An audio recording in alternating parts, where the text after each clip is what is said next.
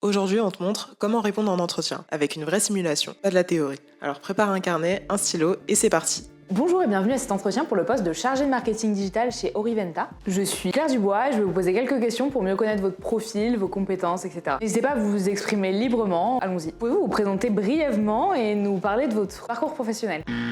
Je m'appelle Claudia et j'ai pas vraiment un parcours très linéaire. J'ai travaillé dans plusieurs secteurs différents, la vente, la restauration. Je cherche maintenant un emploi stable et je pense que ce poste pourrait être très bien pour moi.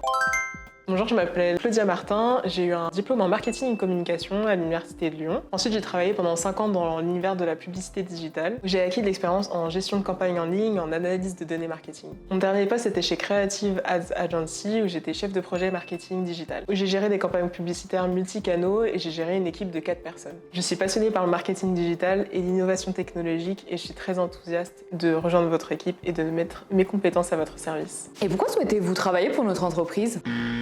Je cherche un emploi et j'ai vu que vous aviez des postes disponibles. Votre entreprise semble assez connue et je pense que c'est un bon endroit pour y travailler. Mais j'ai pas vraiment eu l'opportunité de faire plus de recherches sur votre activité.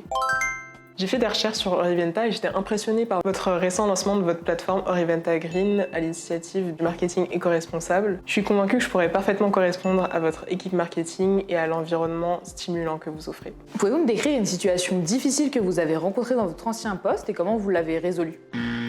Il y a eu un moment où on a eu beaucoup de retard dans nos projets, mais je m'en suis pas vraiment occupée. J'ai simplement attendu que le problème se résolve par lui-même ou j'ai attendu que quelqu'un d'autre s'en charge. Je préfère laisser les autres gérer les situations difficiles.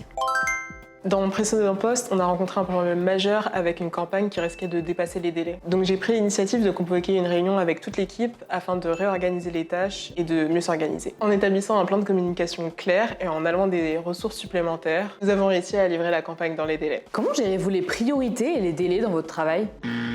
Je fais de mon mieux pour travailler sur les tâches quand elles arrivent sans vraiment prioriser. Je préfère m'occuper d'abord des choses les plus importantes, les plus urgentes, même si ça veut dire que je prends un peu de retard sur les autres. Je trouve souvent que les délais peuvent être un peu plus flexibles.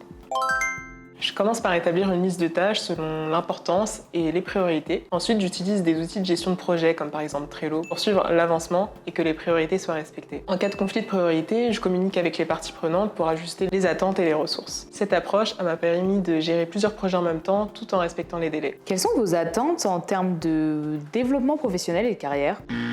Pour l'instant, je suis principalement intéressée par un emploi stable. Je me préoccupe pas trop de mon évolution à long terme. Je préfère d'abord voir comment les choses se passent avant de penser au futur. Je recherche à rejoindre une entreprise avec des opportunités de croissance et de développement continu. À l'avenir, j'aimerais évoluer vers un poste de responsable marketing digital, où je pourrais utiliser mes compétences en gestion de projet, en stratégie marketing, pour contribuer à des projets stratégiques. Mais je suis également intéressée par des formations complémentaires ou des certifications qui pourraient enrichir mon expertise. Comment réagissez-vous face à des feedbacks ou des critiques constructives? J'aime vraiment pas recevoir des critiques et je les prends souvent très personnellement. Je préfère que les gens me disent directement ce qu'ils pensent sans trop de détails, sinon je suis très démoralisée. Je trouve que les feedbacks peuvent être parfois assez injustes. Je considère les feedbacks comme une opportunité d'apprendre et de m'améliorer. Quand je reçois une critique, je prends le temps de comprendre les points soulevés et d'y travailler afin de m'améliorer. Merci beaucoup pour cet entretien. Nous avons couvert un certain nombre de points aujourd'hui. Vous allez recevoir une réponse de notre part d'ici 5 jours. Nous vous souhaitons bonne chance et vous remercions encore pour votre temps. Voilà, c'était une situation d'entretien d'embauche typique. En comprenant les réponses idéales et celles à éviter, tu seras mieux préparé pour tes entretiens. N'oublie pas que la préparation et la clarté de tes réponses sont essentielles pour impressionner les recruteurs. Merci d'avoir regardé et bonne chance pour ta recherche d'emploi.